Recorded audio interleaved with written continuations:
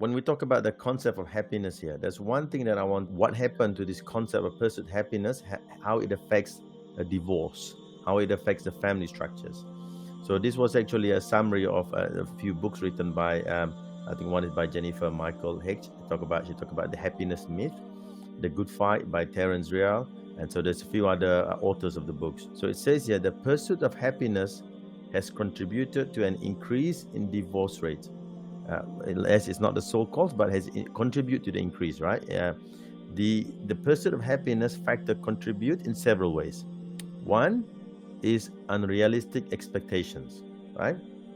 Because the emphasis on personal happiness can create unrealistic expectation for marriage, leading to disappointment and dissatisfaction. You have look, I need to be happy. I want, so in order for me to be happy, I want this and this and this and this and this. I want biryani after every after every iftar. I want I want this, I want cake, I want tea, I want this, I want everything, I want like this. So so for me to make happy, this is my expectation from my wife. And the wife has different expectation on the husband.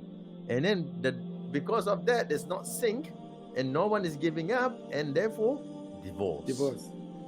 Yeah, I mean, this is obviously not from the Islamic perspective. Yeah, this was written by the West. Instead of being grateful and thankful and saying, Alhamdulillah, I've got a wife, Alhamdulillah, I've got children. There are people who are well off, but they don't have wives. There are people who are well off, they are married, they don't have children. They are wishing to have a single daughter. They will be happy.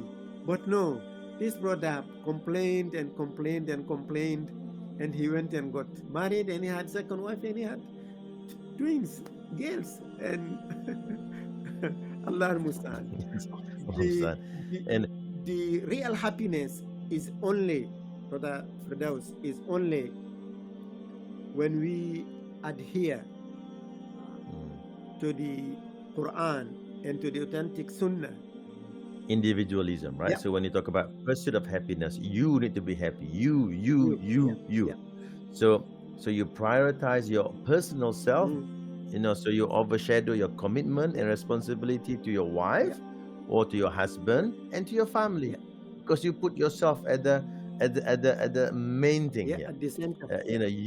You need to satisfy your own self, right? So that's a problem. And the third thing was self-focused cultures.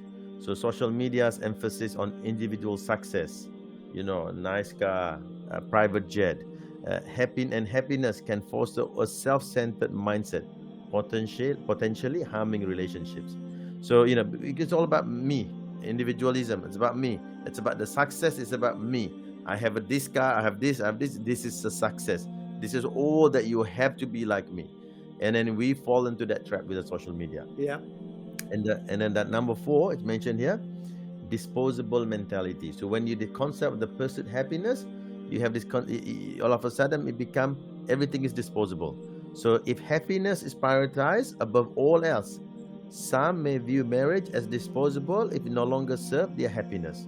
So I'm married to my wife. Okay, she make me happy 80% of the time, but not the other 20%.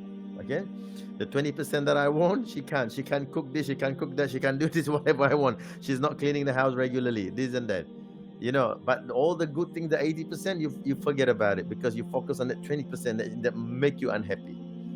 And then, okay, I had enough, I'm gonna marry someone else's. Let's divorce, get someone else. And like you say, Sheikh, if it's not meant for you, and then again, you don't know what you're gonna get.